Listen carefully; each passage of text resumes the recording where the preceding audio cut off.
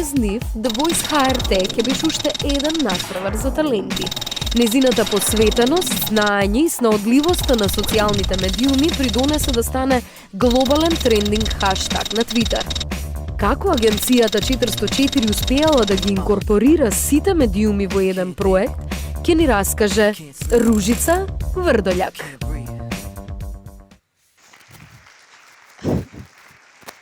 Hi everybody. Thank you for coming. First of all, I want to thank Slavica and Darko for inviting me here. This is my first time in Macedonia, and I'm really excited about this, so thank you once again. Today we will talk about TheVoice, or how we connected TV and the social networks. My name is Ružica Vrdoljak Ličina, and let's start. So this is probably the reason why we were invited here today, or at least this is what we got awards for. So TheVoice actually became trending on Twitter. We were second trending on a global level on Twitter. So that's actually the moment that actually happened in Croatia only 2 times before, as far as we know it. Once was when we were becoming a part of European Union as Croatia, so the whole Europe was behind us, and everybody were tweeting about that. And the second time was when we were playing football with Brazil, if I'm not wrong. So the whole Brazil was behind us. So this is the first time Croatia became trending on Twitter by itself. The first day when I started the work for TheVoice was September 19, 2014, so the last year. And the only thing, when we figured out that we got the pitch, the only thing we had in front of ourselves was this. So nothing, basically. I just want a little bit of your help, if you can just raise your hands, whoever watched Croatian version of TheVoice.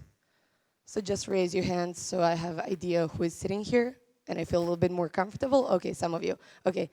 Then this is not going to be too boring for you, because I want to tell you a little bit about how the show works. So the idea is to find the most beautiful voice in the country, so in the Croatia in this case. The first season was divided in 3 parts. That's auditions, battle, and live shows. Auditions is when the person comes on the stage as me now, but in front of me there is only 4 chairs turned their back to me, and I start singing, and if some of them turn around, that means I passed, that I'm amazing, and I'm going to be a part of somebody's team. I'm just going to show you one video, yes please, how it looks. This is true, I'm not good at a one-night stand. Opa! But I still need love, cause I'm just a man. These nights never seem to go to I don't want you to leave, will you hold my hand? So Pierino was really popular. He came all the way to live shows, but he was not the winner. I will show you also the duels, that's the second part, where you have 2 people from the same team fighting or having a sing-off, where the better one wins or stays in the show. So let's see how that looks.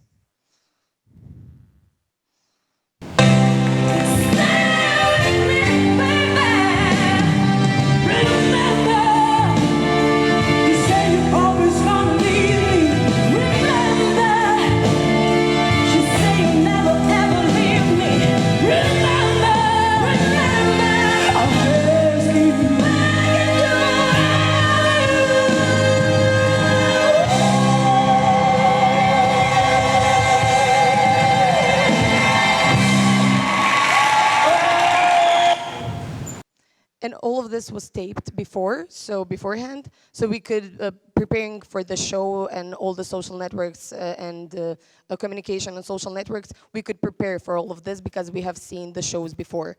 But this part we never see because it's a live show, so we go there, we know which songs the singers are going to sing, but we have no idea how everything is going to work. So we can see the live shows.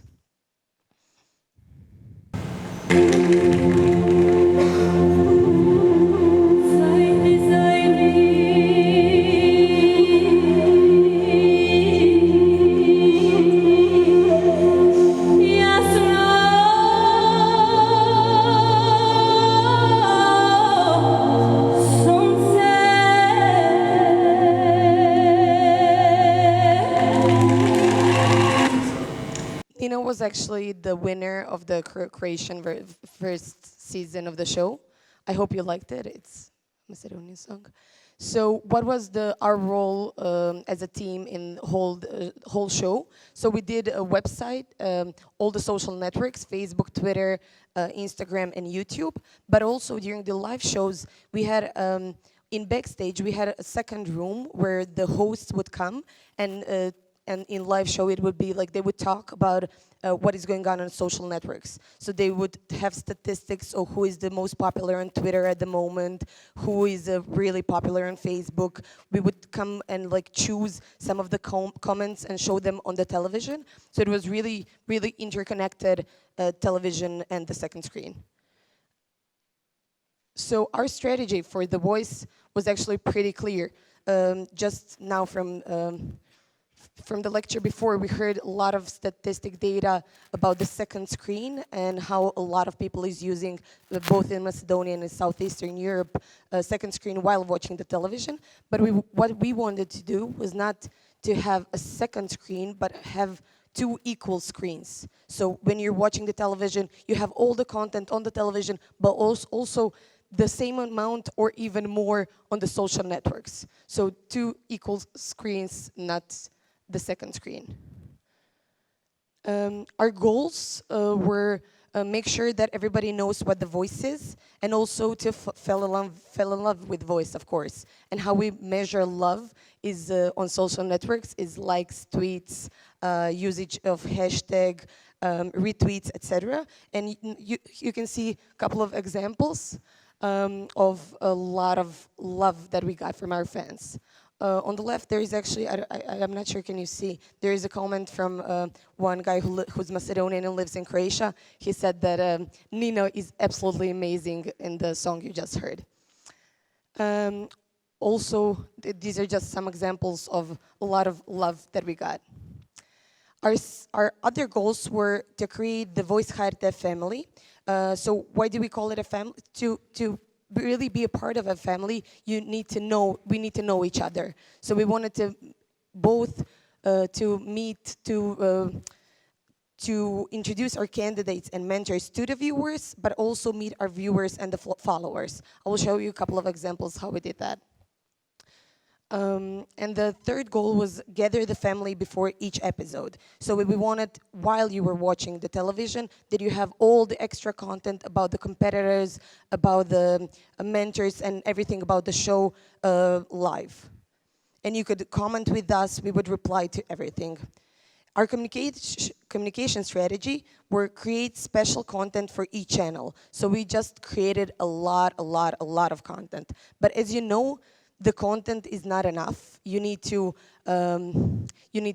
like show all of that content and bring it to the people. So one of the things we did also was proactive communication. So on example on the right, you can see a family who came to visit us during the rehearsals. They were really intensive on social networks regarding to talking with us. So we decided to invite them. They were really excited and had great time there.